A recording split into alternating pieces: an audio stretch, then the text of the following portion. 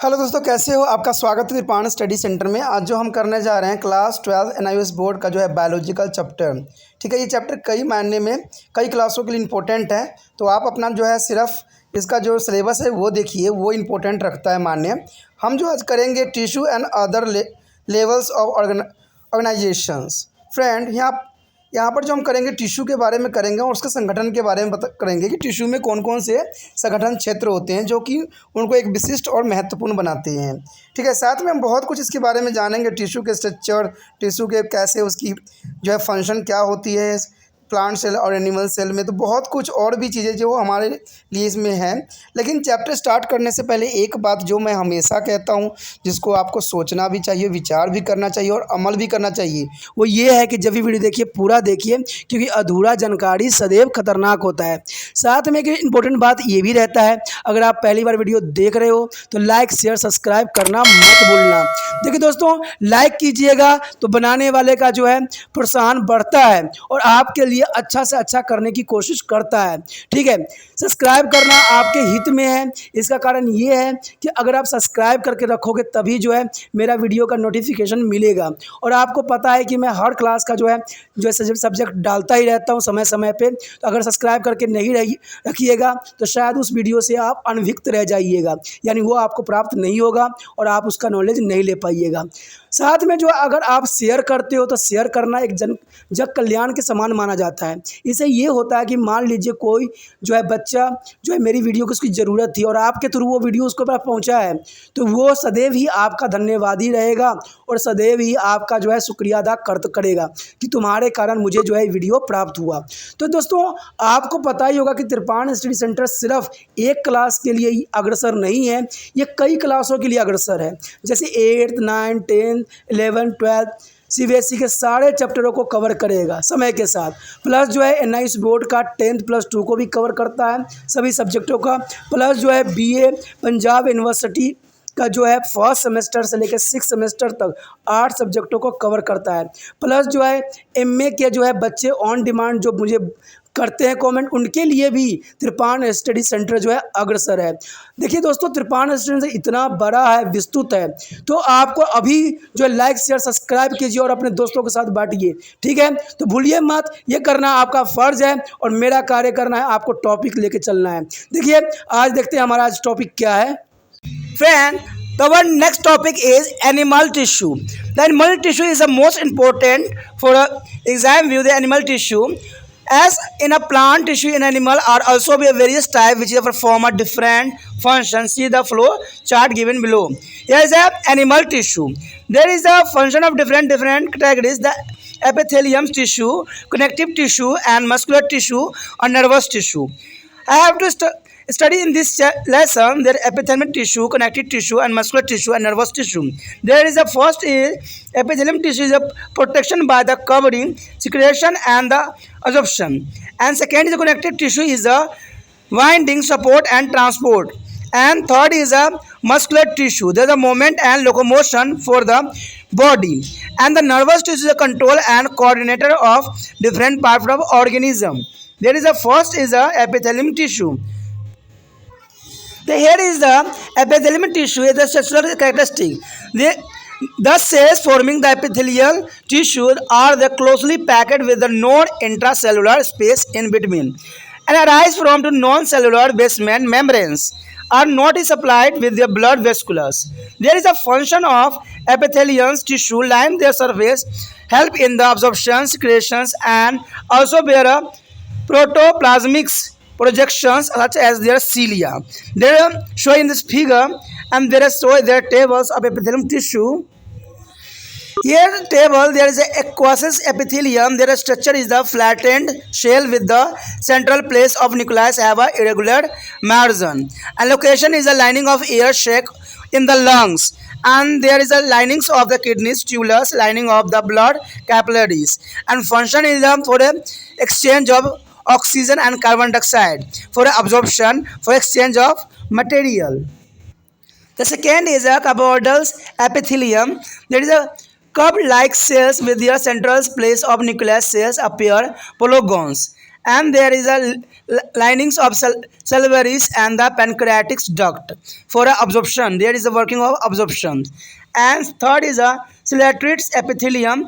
They have a cilia at the free ends, and there are leaving of kidney and tubular. There is a flow of the appendix filtrate. And the next is the fourth, the commular epithelium. The long column like cells such the each with their nucleus at the vessel end. And there is a lining of stomach intestine, secretion and absorption for this. And fifth is ciliated columnar epithelium. There is cilia at the free ends and the linings of the trachea. The flow of the fluid is the particular direction. And six is a brush awarded as columnar epithelium. There must fluid at the free end, fluid looking like a blisters of brushes, and the lining of intestine, the increasing of surface area absorption. Here show this picture the structure of different kind of epithelium tissue. There is a different type of epithelium tissue. The first, the basement membrane, central spherical nucleus, basement membrane, cilia, and there are different types of epithelium tissue in animals. If the epithelium cells are the single layer, therefore a simple epithelium. It is epithelium cells are arranged in the many layers.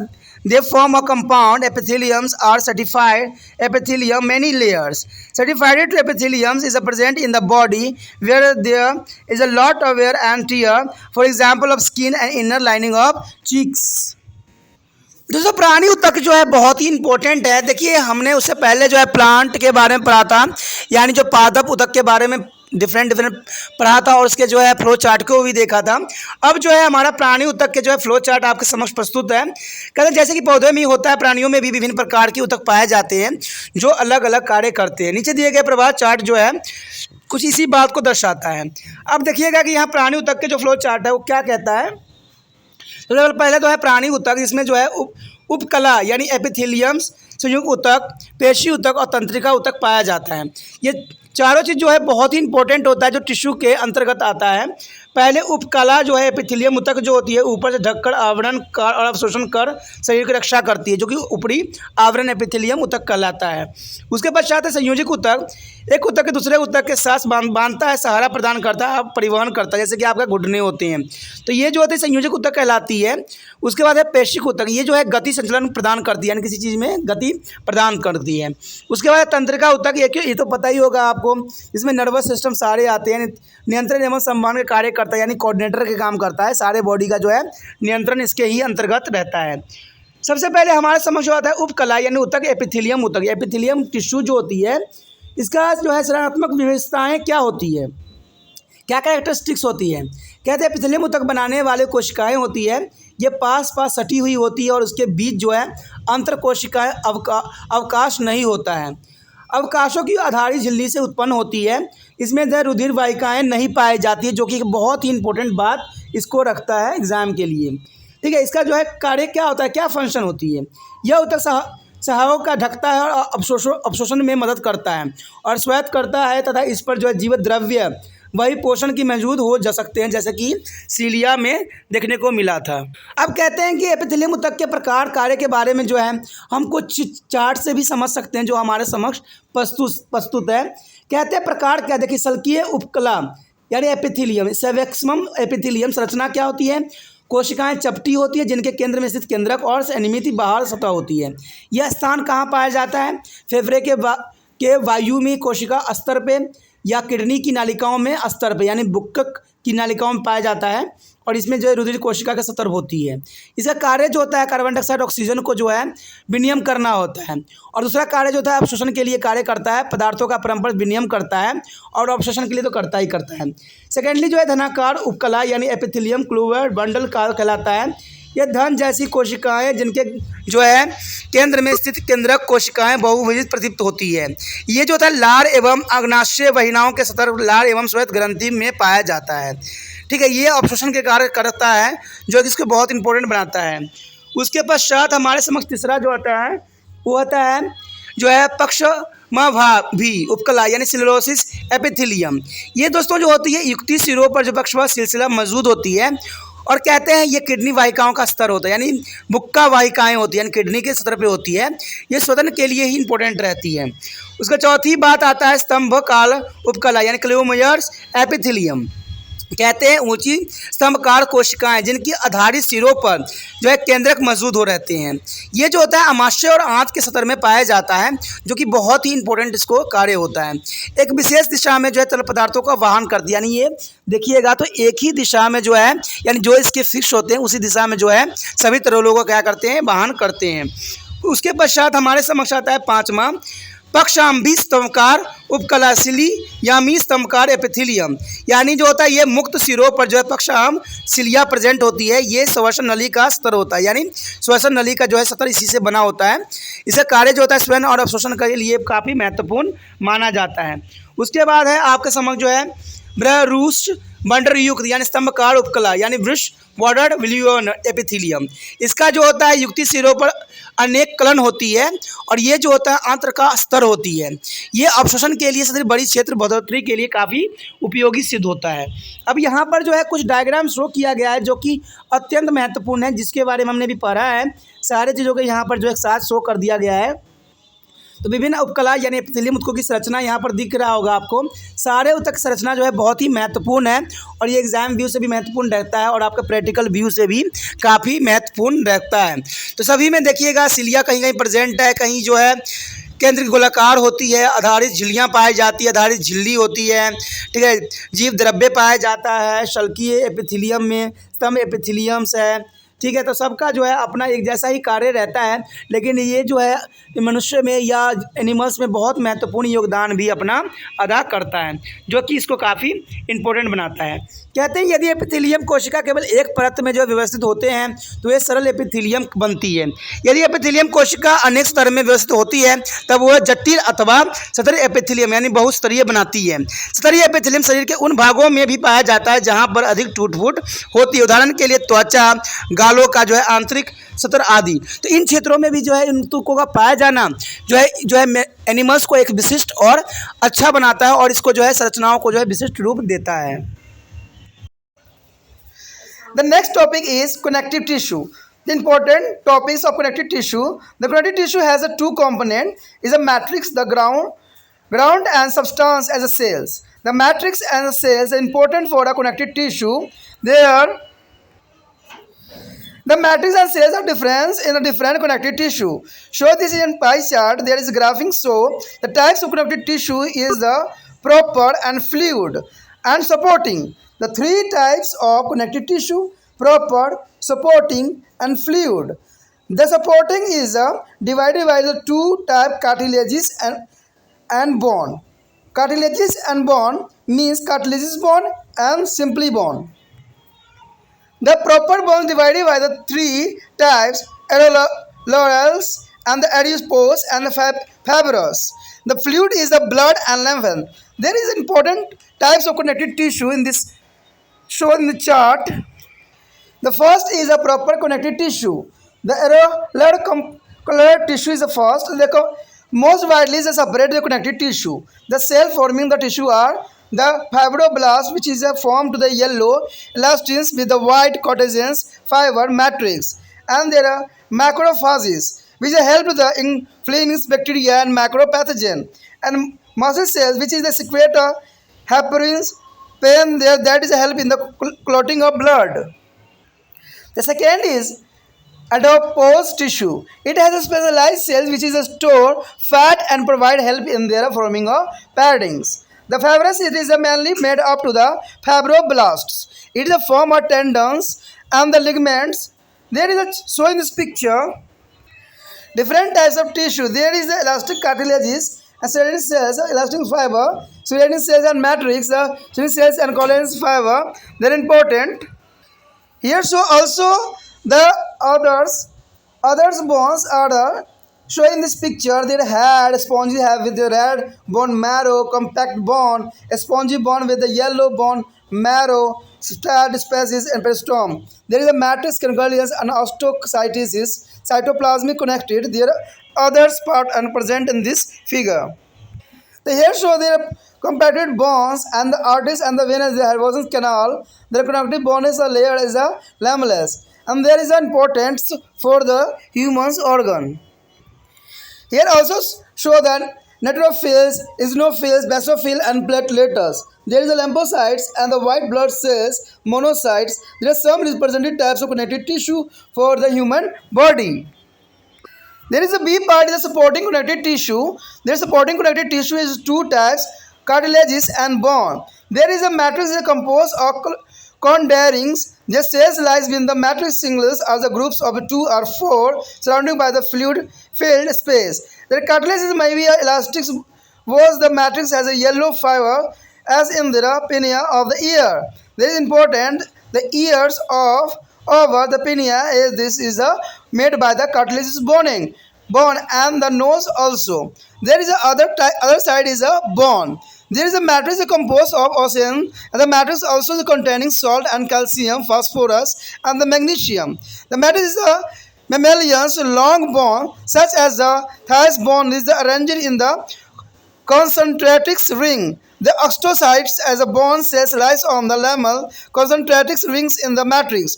Osteocytes give out of branches of processes which join with the walls of the adjoining cells. Some bones have a central cavity which contain a tissue that produce a blood cell. The substance contained in the bone cavity is called bone marrow. And cartilage is the flexible as a strong types of connective tissue in the most of the vertebra, but as usually occurring to the part of their endoskeleton. There is a bone. The bone are of two types, spongy and compact. In a spongy bone is the bone cells are arranged. Such bones are found at the end of the long bones. And other side is the cartilages. The cartilages can be calcified. There is a calcium salt and deposited in there as a head of long bone.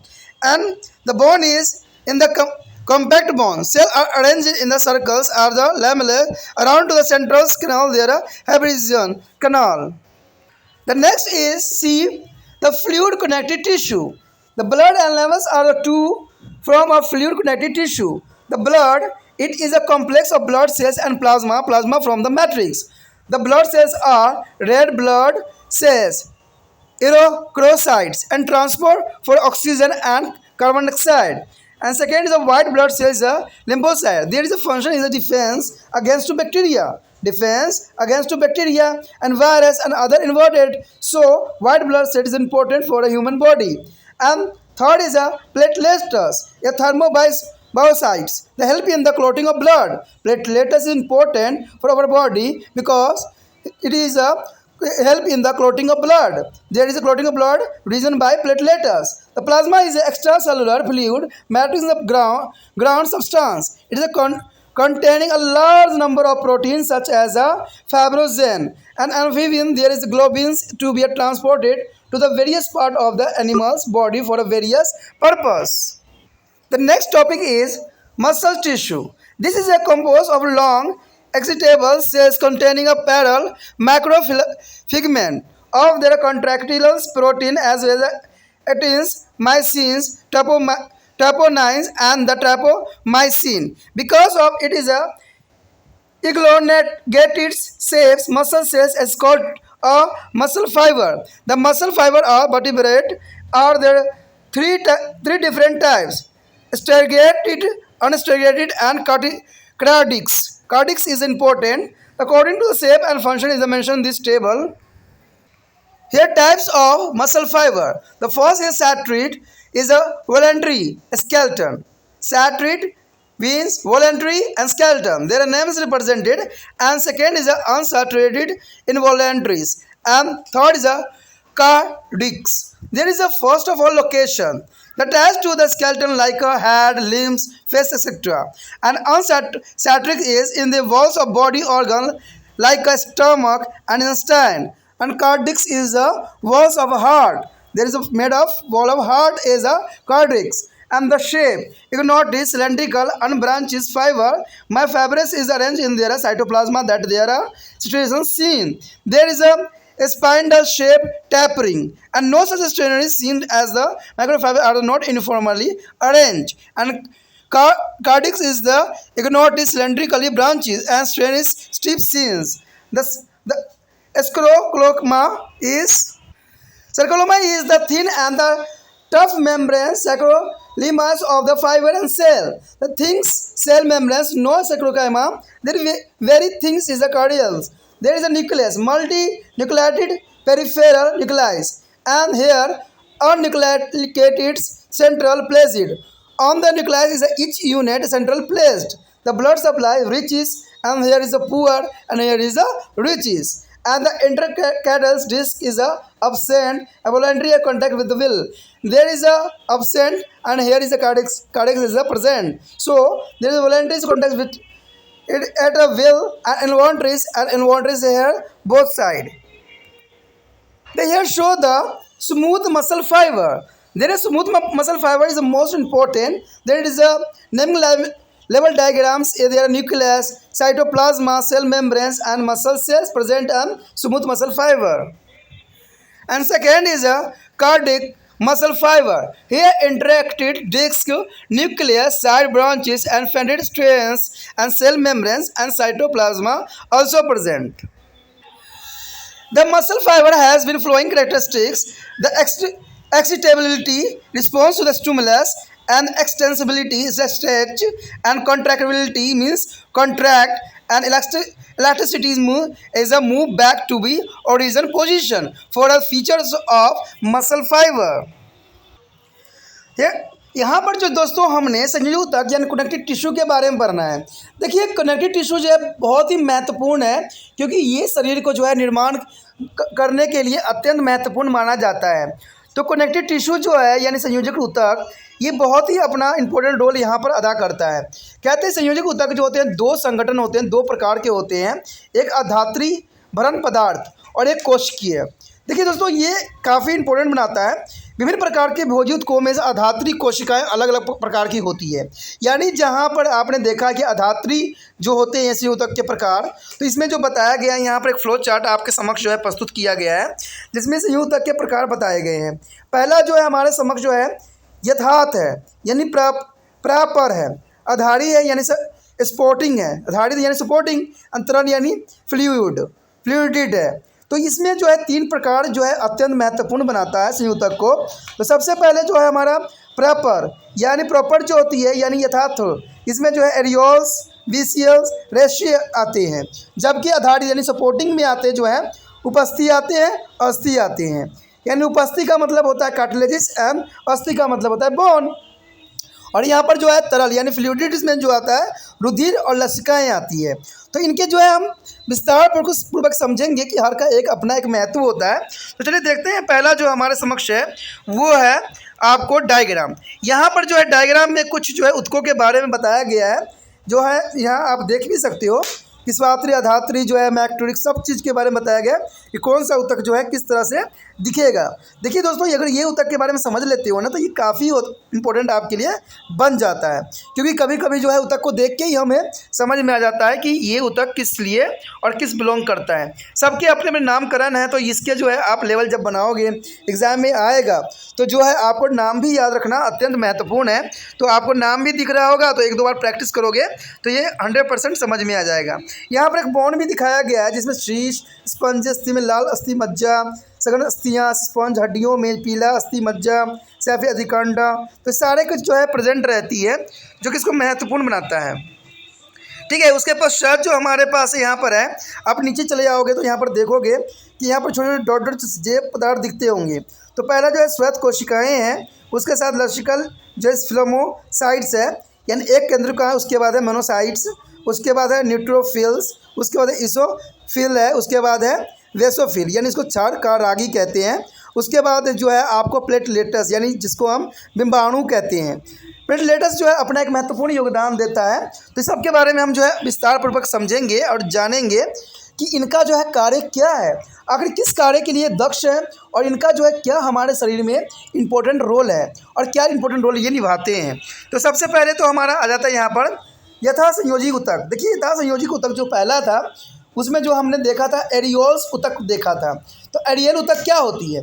सबसे अधिक व्यापक रूप से पाए जाने वाले संयोजक ऊतक होता है ये, सबसे अधिक जो है यही चीज़ पाया जाता है जो कि इसको महत्वपूर्ण बनाता है। इस ऊतक में पाए जाने वाले विभिन्न कोशिकाएं होते हैं जो कि इसको बहुत ही विशिष्ट बना देता है। कहते हैं इसमें जो हमारे जो अगला पढ़ा था हमने रेशक कोरक यानी फाइब्रोब्लास्ट पढ़ा था, जो कि अधात्री की पीली यानी स्टोलिस्टिन और सफ़ेद जो है कोलेजन रेशे बनाते हैं, जो कि काफ़ी महत्वपूर्ण होता है। आपने देखा भी होगा ऐसे फाइबर। उसके पश्चात हमारे समक्ष जो है महाभक्षाणु यानी मैक्रोफॉस, ये जो है जीवाणु तथा सूक्ष्म रोगाणुओं के परिग्रहण में सहायता करते हैं। उसके बाद है मास्ट कोशिकाएं, ये जो होता है जो हेपरोइंस का स्वेत करती है, हेपरोइन रुधिर संग्रहण में मदद करता है, जो कि बहुत ही इम्पोर्टेंट रखता है। उसके बाद है वैश्य यानी एपिडिपोस ऊतक यानी वैश्य ऊतक। इसमें एक विशिष्ट प्रकार की कोशिकाएं होती है जिनमें वासा संचलित रहती है, यानी इसमें जो होता है दोस्तों वासा संचलित होती है, इसलिए इन्हें वासा कोशिकाएं भी कभी कभी कहते हैं। वासा कोशिकाएं आंतरिक अंगों के चारों तरफ जो है गरेदार पट्टी बना देती है। देखिए जो बासा होगा, अगर बासा नहीं रहेगा तो आपको जो है बहुत तरह की कठिनाइयों का सामना करना पड़ सकता है। ठीक है, जिसमें देखते हो जो बहुत हड्डी होते हैं, पतले होते हैं, उनको हम सही दृष्टि से भी नहीं देख पाते कि भाई ये बंदे है कैसे। तो जो बासा होता है वो बहुत ही इंपॉर्टेंट रोल यहाँ अदा करता है। उसके पश्चात है रेशे ऊतक। देखिए रेशे यानी fibre, it is the most important. ये मुख्य जो है रेशो कोश जो है इसमें रेशे को कोरकों का बना होता है। ये ऊतक जो है स्नायु तथा कंडरा बनाता है, यानी स्नायु जो होती है अत्यंत महत्वपूर्ण है। आपके जोड़ देखते हो वहाँ पर स्नायु अगर उत्पन्न नहीं होती है तो आपको चलने में जो होता है दर्द होती है, तो स्नायु का भी एक अपना जो है महत्वपूर्ण योगदान होता है। उसके पश्चात जो हमारे समक्ष आता है दूसरा जो है आधारीय संयोजक ऊतक। देखिए आधारीय संयोजक ऊतक आपने देखा था कि उसमें दो चीज़ों में कन्वर्ट हुई थी, एक कार्टिलेजिस में कन्वर्ट हुई थी, एक हुई थी अस्थि यानी बोन में। ठीक है, तो यानी उपास्थि में थी और एक अस्थि थी। दोस्तों अगर कार्टिलेजिस आ जाता है तो याद रखना वो उसे उपास्थि कहते हैं, और ये बहुत फ्लेक्सिबल होते हैं। ठीक है, ये आपके कान होते हैं, नाक के ऊपर वाले पार्ट होते हैं, तो ये सारे कार्टिलेज के बने होते हैं। ठीक है, ये बोन होते हैं बट ये बहुत फ्लेक्सिबिलिटी बोन होते हैं, तभी तो देखते हो कान में अगर आप छेद करते हो तो इसका कोई असर आप लोगों पर अधिक नहीं पड़ता है। ठीक है, और वही बोन में अगर छेद किया जाए तो वो आपके लिए खतरनाक सिद्ध होता है। तो ये कार्टिलेजिस बोन होते हैं। ठीक है, इसकी जो है कहते हैं जो सबसे पहले हमारा उपास्थि आता है यानी कार्टिलेजिस बोन है, उसकी क्या विशेषताएं है, कहते हैं इसकी धात्री जो है कैंड्रीन की बनी होती है, और यह धातु में कोशिका या तो एकल रूप से अथवा 2 या 4 के समूह में स्थित होती है। इन कोशिकाओं के चारों तरफ से जो है तरल में भरे हुए स्थान होते हैं।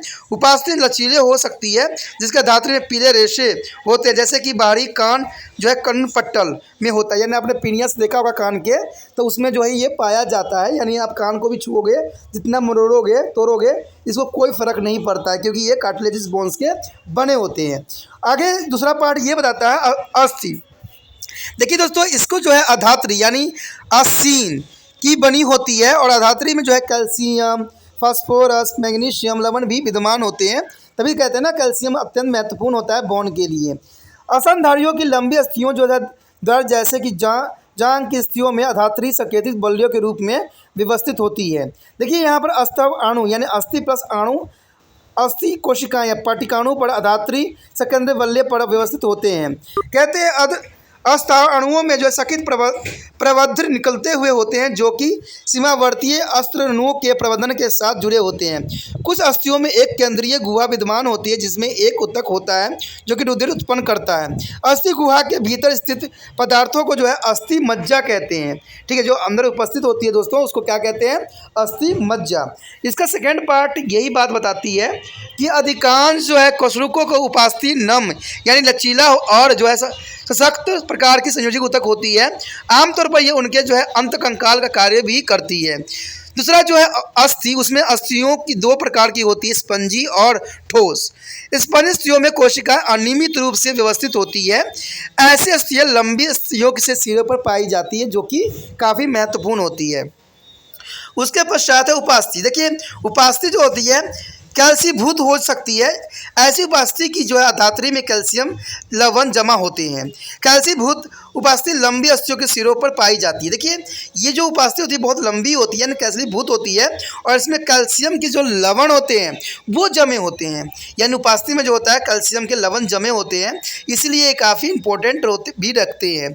यहाँ पर जो अस्थि के बारे में बताया गया है वो कुछ इस तरह से बताने की कोशिश कर रहा है कि ठोस अस्थियों में कोशिकाओं के केंद्रीय नाल पट्टिकाओं यानी हेवल्स नाल के चारों तरफ वृत्त या पट्टिकाएं यानी लैमोली के रूप में व्यवस्थित होता है, जो कि इसको एक विशिष्ट और ख़ास बनाता है।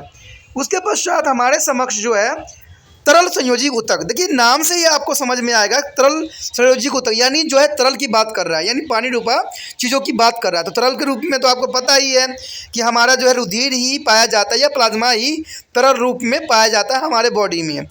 तो रुधिर और लसिका तरल संयोजी ऊतक के दो रूप हैं, यानी रुधिर भी है, रुधिर का मतलब ब्लड, लसिका या लिम्फस जो है तरल संयोजी ऊतक के रूप में पाया जाता है। कहते हैं रुधिर एक जो है सम्मिश्र है जो कि रुधिर कोशिकाओं और प्लाज्मा के मेल से बना है। प्लाज्मा इसकी अधात्री का कार्य भी करता है, यानी इसका जो है अधात्री का कार्य जो है प्लाज्मा का ही कार्य होता है। कहते रुधिर कोशिकाएं लाल रुधिर कोशिकाएं यानी रक्त जो रक्ताणु, रक्त प्लस अणु यानी ऑक्सीजन और कार्बन डाइऑक्साइड की जो है परिवहन करता है। रक्ताणुओं को लोहित कोशिका भी कहते हैं। आपने देखा होगा कि हमारे बॉडी में जो है जो हार्ट है सारे जगह के ब्लड को रिसीव करता है और लंग्स में जाकर प्योर होकर बॉडी के डिफरेंट पार्टों में भेजा जाता है। इसमें जो है डीऑक्सीजनेटेड ब्लड को जो है ऑक्सीजनेटेड ब्लड में कन्वर्ट करके जो है हमारे शरीर के विभिन्न भागों में भेजता है। तो ये भेजने का काम जो होता है हार्ट का होता है, तभी तो हार्ट जो है हमारा पंचिंग करती है। ठीक है, उसके पश्चात सफ़ेद रुधिर कोशिकाएँ। देखिए दोस्तों श्वेत का मतलब और श्वेत का है अणु यानी श्वेताणु, श्वेत प्लस अणु यानी जीवाणुओं, विषाणु और शरीर के भीतर घुसने वाले अन्य रोगाणु के विरुद्ध जो है ये एक तरह का रक्षा कवच का काम करता है। यानी वाइट ब्लड सेल जो है बहुत ही इम्पोर्टेंट माना जाता है, क्योंकि ये एक तरह से रक्षक का काम करता है। आपके शरीर में अगर बैक्टीरिया, वायरस या कोई भी रोगाणु एंट्री करता है तो सबसे पहले जो है वाइट ब्लड सेल जो है उसके से 2-4 हाथ करता है। ठीक है, अगर वो कमज़ोर पड़ जाता है वाइट ब्लड सेल तो वो बीमारी जो है आपके अंदर जो है घर कर जाती है और आपको बीमार कर जाती है। तो इसलिए सफ़ेद रुधिर कोशिकाएं जो होती है बहुत ही महत्वपूर्ण माना जाता है इंसानी शरीर में। ठीक है, उसके पश्चात है विमाणु यानी ये बीम अणु से बना, जिसको हम थैम्बोसाइड भी कहते हैं। ये रुधिर संगठन में मदद करते हैं। ठीक है, रुधिर को संगठन यानी इसको है थक्का बनाने में अपना महत्वपूर्ण योगदान देते हैं। अगर देखिए दोस्तों भीम अणु जिसको प्लेटलेट्स कहते हैं, अगर ये उपस्थित ना हो तो आपका जो ब्लड है वो थक्का नहीं बनेगा, और थक्का नहीं बनेगा तो आपको पता है थोड़ा भी चोट लगेगा तो आपके बॉडी से सारे के सारे ब्लड जो है बाहर बह जाएगा, और जैसे ही ब्लड बहेगा आपको पता है इंसान की मृत्यु हो जाएगी, क्योंकि मेन तो कार्य हमारे शरीर में ब्लड का ही होता है। अगर ब्लड न रहे तो इंसान की मृत्यु जो है संभव होगा। इसलिए प्लेटलेट्स जो है बहुत ही इंपॉर्टेंट भूमिका अदा करता है मानव शरीर में, क्योंकि ये जो होता है ब्लड को बहने से रोकता है और वहाँ पर जो है थक्का बना देता है। उसके पश्चात जो है कहते हैं लसिका अधात्री और कोशिका बाहर है, तरल है अर्थात भरण पदार्थ है। इसमें अनेक प्रकार की जो है प्रोटीन मौजूद होती है, जैसे फाइब्रोबिनोजन, एम्ब्लोबिन्स, ग्लोबिन्स, जिन्हें हम विभिन्न कार्यों के लिए प्राणी शरीर के अलग अलग भागों तक पहुंचाती है। उसके पश्चात है पेशी ऊतक। देखिए दोस्तों पेशी ऊतक भी अत्यंत महत्वपूर्ण माना जाता है। कहते हैं पेशी ऊतक लंबी उत्तेजनशील कोशिकाओं का बना होता है। ठीक है, पेशी ऊतक जो होती है लंबी उत्तेजनशील कोशिकाओं का बना होता है, जिसमें प्रोटीन के जो है अनेक समांतर रूप से व्यवस्थित संकुचनशील सूक्ष्म तंतु होते हैं, जैसे एक्लिकन, मायोसिन्स, टैपोसिनिन्स और टैपोमाइसिन। अपनी लंबी आकृति के लिए पेशी कोशिकाओं को पेशी रेशे भी कहते हैं, यानी कोशिकाओं को पेशी रेशे के नाम से भी जाना जाता है। अपनी आकृति और कार्य के आधार पर जो है कशेरुकी प्राणी के पेशी ऊतक 3 प्रकार के होते हैं। ठीक है, जैसे कि पहला जो हो जाता है आपको रेखित, अरेखित और हृदय पेशी। देखिए दोस्तों, ये अत्यंत महत्वपूर्ण होती है रेखित और पेशीय जो हृदय की पेशी ऊतक में पाया जाता है। मैंने कहा था ना स्टार्टिंग में कि हमने हर एक अंग को देखना है कि किस टिश्यू से बना हुआ है। तो यही तो कहते हैं, ऐसे ही पढ़ने से हमें समझ में आता है कि भाई कौन सी चीज़ों से क्या बना हुआ है। हम तो लेते हैं और ऊपर से पढ़ लेते हैं और सोचते हैं कि हमें सब कुछ समझ में आ गया। लेकिन दोस्तों, आपके अपने लैंग्वेज में, चाहे वो इंग्लिश हो चाहे हिंदी हो, आपके समक्ष पढ़ाने वाला व्यक्ति अब आ चुका है। त्रिपाण स्टडी सेंटर जो है सदैव इंग्लिश और हिंदी दोनों में एक्सप्लेन करता है, ठीक है, और आपको हर एक पहलू को समझाने की कोशिश करता है। तो आप भी जो है त्रिपाण स्टडी सेंटर को आगे बढ़ाइए, ठीक है, और इसको और भी विस्तृत बनाइए। दोस्तों से शेयर कीजिए, जितना ये लाइक शेयर सब्सक्राइब होगा उतना त्रिपाण स्टडी सेंटर जो है विस्तृत होगा और आपके लिए जो है हर एक पहलू, हर एक चीज़ों का जो है विस्तार पूर्वक अंडरस्टैंडिंग के साथ आपके समक्ष प्रस्तुत होगा। तो सोचिए नहीं, विचार नहीं कीजिए, क्योंकि पढ़ते समय और समझते समय सोचना नहीं होता है। सिर्फ सब्सक्राइब के बटन पे हाथ जाता है और दूसरा लाइक पे जाता है और जो है अपने गुरु को शुक्रिया भी अदा करना होता है। तो यही आपके लिए शुक्रिया अदा करने का एक जो है मार्ग है, जिसको आप सब्सक्राइब लाइक करके और दूसरे से शेयर करके कर सकते हो। देखिए दोस्तों, जो सही है वो सही है, जो गलत है सो गलत है।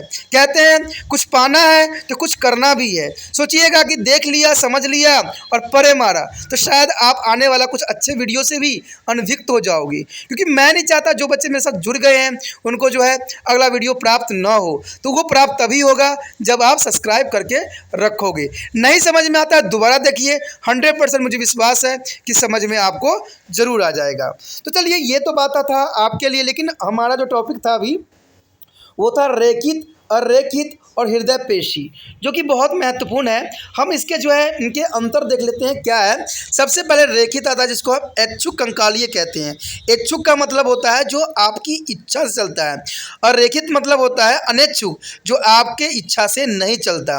उसके बाद है हृदय यानी कार्डियक्स, ठीक है। तो ये तीनों जो है अत्यंत महत्वपूर्ण माना जाता है। तो सबसे पहले रेखित आता है, दूसरा नंबर पर आएगा अरेखित और तीसरा नंबर पर हृदय आएगा। देखिए इसमें जो है स्थान क्या दिखाता है रेखित के लिए, कंकाल पर लगी होती है, जैसे कि सिर, हाथ, पैर, चेहरे आदि की पेशियां जो होती है वो रेखिक का बना होता है। अरेखित जो होती है शरीर के अंग जैसे अमाशय, आंत आदि की भित्ति में। देखिए अमाशय जो होता है अरेखित होता है, यानी अनिच्छुक होती है। ये आपकी इच्छाओं से कार्य नहीं करती है। जबकि मुंह आप फुला लेते हो, पैरों के हिलाते हो, वो सारे के सारे जो है ऐच्छिक कंकालीय हैं, आपके अपनी इच्छाओं से चलते हैं। हृदय जो होते हैं हृदय की भित्ति में पाया जाता है, यानी कार्डिक्स में। उसके बाद आकृति है, कहते हैं आकृति जो है लंबी, बेलनाकार, अक्षेत्र रेखा से पेशी तंतु को यानी जो है मायोफाइब्रिल्स में प्रेजेंट है, और कोशिका द्रव्य में इस प्रकार की व्यवस्थित होते हैं कि रेखाएं नजर आती है। दूसरा जो है अनैच्छिक है तर्कनुमा तकली जैसी संकुलधार होती है, क्योंकि पेशी तंतु सामान्य रूप से व्यवस्थित नहीं होते हैं, इसलिए धारियां दिखाई देती है, ठीक है। इसमें जो है आपको कार्डिक्स में जो बताया गया है लंबी, बेलनाकार, रेखीय और धारियां दिखाई देती है। उसके बाद है पेशी चोल यानी सैक्रोलेमा, यानी सैक्रोलेमा जो होता है रेश एक कोशिकाएं की पतली किंतु कठोर झिल्ली पाई जाती है, ठीक है। उसके पश्चात अनैच्छिक में जो होता है पतली कोशिका झिल्ली जो है पेशी चोल नहीं होता है, और ये जो हृदय में होती है वो पतली पाई जाती है। तो ये जो है अत्यंत महत्वपूर्ण बनाता है। उसके पश्चात हमारे समक्ष जो है केंद्रक। देखिए कहते हैं बहुकेंद्रकीय कोशिकीय परिधि है, ठीक है, यानी ये रेखिक के लिए होता है और रेखिक के लिए होता है एक केंद्र की युक्त केंद्र में स्थित होता है, और हृदय के लिए होता है प्रत्येक इकाई में एक केंद्र जो है केंद्रक केंद्र के स्थित होते हैं। उसके बाद रुधिर संभरण, देखिए ये प्रचुर होती है, बट ये जो होती है अरेखिक में कम होती है, क्योंकि अरेखिक में जो है ब्लड की आवश्यकता नहीं होती है इतना, जबकि हृदय में प्रचुर मात्रा में आवश्यकता होती है, ठीक है। उसके बाद है अंतनिवेशित डिस्क, यानी इसमें नहीं होती है, और इसमें जो है अरेखिक में नहीं होती है, जबकि जो हृदय में होती है। कहते हैं ये ऐच्छिक होता है, यानी सब इच्छा पर निर्धारित होती है। अनैच्छिक जो होता है इच्छा के बिना होता है, यानी इच्छा के बिना ही एक कार्य करता है, आपको इसको करने की आवश्यकता नहीं होती है। और जो ये लास्ट जो हृदय होती है वो अनैच्छिक होती है। तो अनैच्छिक जो होती है काफ़ी इंपॉर्टेंट मान्य रखता है, जो कि विशिष्ट होती है। तो इस तरह से जो है दोस्तों आपके समक्ष जो है डायग्राम भी यहाँ प्रस्तुत किया गया है, ठीक है। सबसे चिकने पेशी सीरीज से ऐसे हैं जिसमें केंद्रक, पेशी कोशिकाएं, कोशिका द्रव्य, कोशिका झिल्ली पाए जाते हैं। तो पहले डायग्राम में इसी चीज़ों की जो है विस्तृत जो है वर्णन है। दूसरा जो आपके समक्ष प्रस्तुत होगा वो है आपको हृदय पेशी रेशे में यानी कोशिकीय प्रणाली की भी जो है पेशी ऊतक है, ठीक है, जो कि काफ़ी महत्वपूर्ण है। इसमें भी आप देखिएगा तो अंतर्निवेशी डिस्क पाया जाता है, केंद्रक पाया जाता है, पार्श्व शाखा पाया जाता है, धुंधली पट्टी रेखी धमनियाँ पाई जाती है, हृदय पेशी रेशे पाया जाता है, कोशिका द्रव्य पाया जाता है, कोशिका झिल्ली पाया जाता है, जो कि काफ़ी इंपॉर्टेंट एंड महत्वपूर्ण रखता है। तो ये तो काफ़ी इंपॉर्टेंट था, लेकिन साथ में एक इम्पॉर्टेंट बात ये भी है कि इसके जो है पेशी रेशे के कुछ विशेष लक्षण भी होते हैं। देखिए दोस्तों, लक्षण भी जानना अत्यंत महत्वपूर्ण रखता है। कहते हैं सबसे पहले तो लक्षण में यही आता है उत्तेजनशीलता, यानी उत्तेजनशीलता होती है काफ़ी उत्तेजनशीलता, उद्दीपन के प्रति जो है अनुक्रिया करता है। कोई उद्दीपन होता है उसके प्रति जो है इसका अनुक्रिया रहती है। उसके बाद है हमारे समक्ष प्रसरणीयता। प्रसरणीयता का मतलब होता है विनियमता यानी तनन। इसका आप समझ सकते हो, आपको इंग्लिश में भी वहाँ पर दिख रहा होगा, ठीक है। उसके पश्चात है संकुचनशीलता। संकुचनशीलता यानी सिकुड़ने की क्षमता जो होती है कितनी होती है, यानी सिकुड़न कितनी इसकी जो है होने की संभावना बनी रहती है। उसके पश्चात जो है लास्ट है प्रत्यास्थलता, यानी ये जो है वापस अपनी मूल्य स्थिति में पहुंच जाते हैं, यानी आपस जो है ये अपनी मूल्य अवस्था में पहुंच जाता है, जो कि इसको बहुत ही विशिष्ट और प्रबलित बनाता है। दोस्तों इसी के साथ जो है हमारा टॉपिक ये ख़त्म हो रहा है। अगला पार्ट जो है हम सी पार्ट में करेंगे, जो कि बहुत महत्वपूर्ण है। आगे जो है हम तंत्रिका तंत्र के बारे में पढ़ेंगे, या नर्वस सिस्टम के हर एक पहलू के बारे में पढ़ेंगे, क्योंकि वो भी एक टिश्यू है और उसमें जो है और भी जानकारी आपके लिए भरा पड़ा है। तो आप इसके जो है एक भी पार्ट मिस मत कीजिएगा। जो है सी पार्ट जो है इतना महत्वपूर्ण होगा कि इसमें आप हर एक बात को जो है अंडरस्टैंडिंग कर सकोगे। तो कहते हैं इसको, एक ही बात दोस्तों मैं आपसे कहता हूँ कि मैं नहीं चाहता कि कोई बच्चा जो है अधूरा रह जाए और मेरे वीडियो से अनभिज्ञ रह जाए, क्योंकि तिरपान स्टडी सेंटर सिर्फ एक ही बात चाहता है कि ये वीडियो अगर आपको अच्छा लगा है दूसरे बच्चों को तो ज़रूर पहुँचाइए, और दूसरा बच्चा जो है क्या पता समझ जाए और उसको जो है कुछ काम आ जाए। क्योंकि कहते हैं ना, जग कल्याण ही एक मानव कल्याण है। हम तो हर जगह पढ़ते हैं कि जो है किसी व्यक्ति का हेल्प करना, किसी दूसरे की सहायता करना, कहते हैं परम धर्म है, इंसानों का जो है कर्तव्य है। तो ये कर्तव्य आप निभाइए, क्योंकि देखिए ये मेरा तो था आप तक पहुंचाने के लिए, जो माध्यम था वो मैं आप तक पहुंचा दिया। अब दूसरे बच्चे तक कैसे पहुंचेगा, ये आपको माध्यम बनना है, और आप जब तक माध्यम नहीं बनिएगा तब तो दूसरे बच्चे जो होगा इस वीडियो से अनभिज्ञ रहेगा। तो ऐसा तिरपान स्टडी सेंटर नहीं चाहता है। वो चाहता है कि हर एक बच्चों तक ये वीडियो जो है पहुंचे और इसका जो है ज्ञान उन तक पहुंचे। तो दोस्तों सोचिए नहीं, विचार नहीं कीजिए, इसको व्हाट्सएप स्टेटस पे लगाइए, चाहे इस बच्चों के जो है मोबाइल पे शेयर कीजिए, ठीक है, जहाँ जैसा कीजिए। ये आपको आता है, मुझे नहीं आता है, ठीक है, क्योंकि आप मुझसे अधिक तेज हो मोबाइल के समझ में, क्योंकि मोबाइल जो है आप लोग सदैव अपने हाथों में रखते हो। तो इसको जितना हो सके फैलाइए, जितना हो सके दूसरे बच्चों तक शेयर कीजिए, पहुंचाइए। तभी जो है तिरपान स्टडी सेंटर आपके और आपके भाई बहनों बच्चों के लिए बहुत अच्छा से अच्छा करने की कोशिश करेगा, और हर एक क्लास के बारे में जो है बताने की कोशिश करेगा विस्तृत। तो सोचिए नहीं, विचार नहीं कीजिए, शेयर कीजिए, सब्सक्राइब कीजिए और लाइक भी साथ में कीजिए। ओके, इसी के साथ जो है दोस्तों हमारा टॉपिक आज खत्म हो रहा है, ठीक है। अगर आपको अच्छा लगा तो लाइक शेयर सब्सक्राइब जरूर कीजिए। अगर पहली बार अगर आप वीडियो देख रहे हो, पहली बार मेरे चैनल पे आए हो, तो सब्सक्राइब करना आपका फर्ज बन जाता है। सब्सक्राइब करने से ये होगा कि जो भी मैं आप क्लास के रिगार्डिंग कोई भी वीडियो डालूंगा उसका नोटिफिकेशन जो है समय समय पर आपको प्राप्त होता रहेगा। अगर सब्सक्राइब नहीं कीजिएगा, अगर आप दोबारा से तिरपान स्टडी सेंटर पर आने की कोशिश कीजिएगा तो वहाँ पर आप तिरपान लिखिएगा तो जो है वो तिरपस कर देगा, ठीक है। जो आप गूगल पर सर्च करोगे तिरपस कर देगा, जिससे वजह से आप जो है मेरे वीडियो का जो है फायदा नहीं उठा पाओगे। तो सोचिए मत, विचार मत कीजिए, सब्सक्राइब कीजिए। आप सोचते होइएगा कि मेरे जो एग्जाम खत्म हो जाने के मेरा क्या जरूरत है तिरपान स्टडी सेंटर से, ठीक है, तो इसलिए सब्सक्राइब नहीं करने की सोचिएगा। लेकिन दोस्तों ऐसा नहीं है, तिरपान स्टडी सेंटर जो है बहुत हेल्पफुल है। क्यों? क्योंकि ये जो है आपके 8th class 9th 10th 11th 12th जो आर्ट्स के सब्जेक्ट कवर करता ही है, प्लस जो है ये NIC बोर्ड के जो है 10th प्लस 2 को भी कवर करता है। साथ में BA जो है फर्स्ट ईयर से लेकर 6 सेमेस्टर तक बच्चों के लिए ये अग्रसर रहेगा 8 सब्जेक्ट में। तो सोचिए नहीं, विचार नहीं कीजिए, काफी जो है तिरपान स्टडी सेंटर का फायदा ही फायदा है, ठीक है। अगर आप मुझे प्रोत्साहित करोगे तो आपके लिए मैं तरह तरह के वीडियो बनाऊंगा जो आपको फायदा पहुंचाएगा। एग्जाम के तौर पर मैं आपको जो है पेपर पर भी आपको सोल्यूशन करके दिखाऊंगा जो आपके लिए फायदेमंद रहेगा। अगर नहीं सब्सक्राइब कीजिएगा, मेरा मनोबल घटेगा, तो हो सकता है कि आपको फिर दोबारा मैं ना वीडियो बनाऊं और आपको फायदा ना पहुंचाऊं। तो अभी भी नहीं सोचिए, मेरा जितना आप फैलाइएगा, जितने दूसरे बच्चों के साथ शेयर कीजिएगा, उतना जो है मैं आपके लिए कार्य करने में अग्रसर रहूंगा। ठीक है दोस्तों, इसे सोचिए मत, विचार मत कीजिए, अभी सब्सक्राइब कीजिए और अपने व्हाट्सएप स्टेटस पे लगाइए और दूसरे बच्चों के साथ भी शेयर कीजिए। ठीक है दोस्तों, अपना ध्यान रखना। बाय।